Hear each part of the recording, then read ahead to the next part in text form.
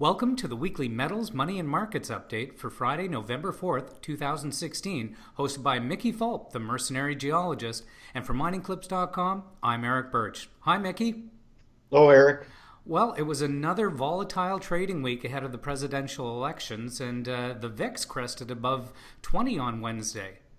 Well, it was hit 23 today before it backed off again. So the markets are very nervous. They don't want Trump to win. And this whole thing that happened with Hillary and WikiLeaks at the end of last week continues to overhang the market. My platform is, some people say Hillary for prison. I would say Hillary for the big house. But that's neither here nor there. Let's get into it. The week was very good for the metals. Nice week, except for palladium still lagging behind a bit, but gold crossed 1300 yesterday or the day before and held. It's at 1305 for a gain of over 2%. Silver had a nice week at 1840, up almost 4% as it catches up. Platinum is trying to catch up. It closed just below 1,000 at 995. Nice run up for platinum over the couple of weeks here. As we said, it was oversold. Meanwhile, we said palladium's lagging behind, and it had that big run up contrary to the other precious metals in September. Now it's come back to earth. It closed the month or a week at 623 upper percent. Meanwhile, copper is finally starting to break out, hit a 3-month high. Overall better EMC, emerging market country news, especially China, up 3% over the week. That's at 225, approaching a 6-month high.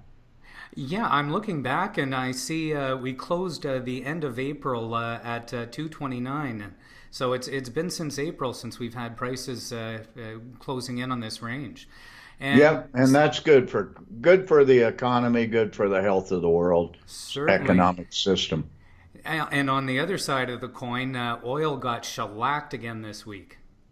Yep, well, we kind of predicted this. We said when it was all going up, started in early September on rumors of OPEC production cuts. We said it was just so much fluff. It's turned out to be. After it crossed and stayed above $50 for a couple of weeks, it had a big dive to this week, down almost 10% to close at 44.19. I think it's pretty evident that OPEC cannot get their you-know-what together, and it's going to continue to vacillate. But, it's going up and down like a yo-yo from the low 40s to $50, and I think this is a bit of market manipulation and trading opportunities for the specs. So from that regard, there's opportunities. We love volatility, or I embrace volatility, as most contrarians do, because it gives you entry and exit points in markets. Meanwhile, uranium, once again, the sad story, down almost 5% over the week, down almost $1. I looked at it, and this is the price of uranium year over year. So since the end of October of 2015, down a whopping 53%. And just looking at our charts here, this is the 8th week in a row that we've saw a decline. It's just been going down every week, week after week. Yeah, 9 out of the last 10 weeks. And moving on to currencies, the U.S. dollar was down sharply this week as well. And I think that could possibly be because the markets are nervous. They're fearing a change in administrations, a Trump win. Markets never like change, so they've baked in this Clinton win, and now they're having to reassess that. The markets, I think, will continue to be nervous until we get through Tuesday night. U.S. dollar lost 1.4%. A lot of that was at the end of the week, and even today took a bit of a crap today at 96.94.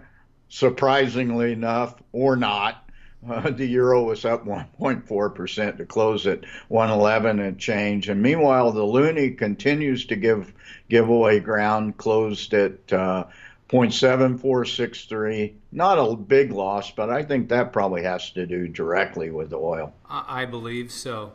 And moving on to markets, we had yet another bad week for equities here.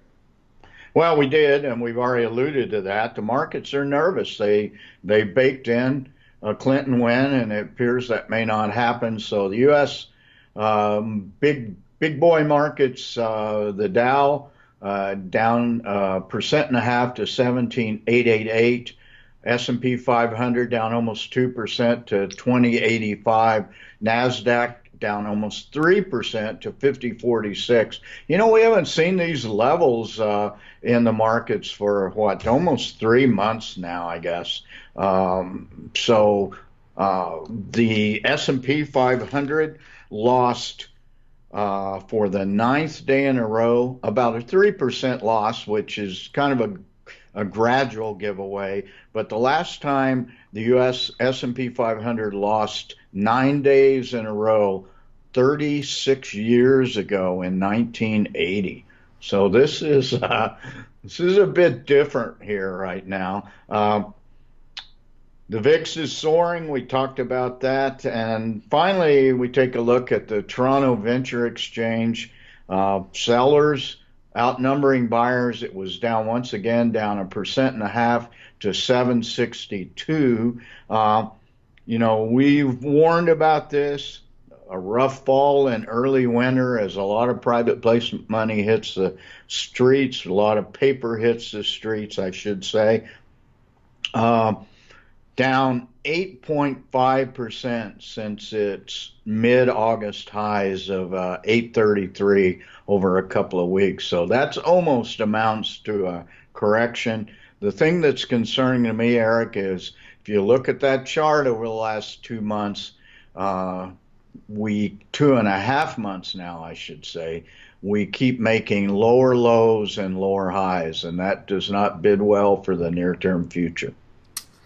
Well, we'll have to keep our fingers crossed that once things get sorted out with the election, people get back on track and markets start to recover and move forward. Yeah, well, everybody's happy about gold. I just wish the venture exchange could make a little bit of a comeback. But even the senior and mid-tier gold producers got hit hard again today. So they were overbought. Now they're appearing maybe they're getting into an oversold range. Let's hope so. Thanks again for your analysis, Mickey, and we look forward to tuning in with you next week after the elections. Okay, should be fun.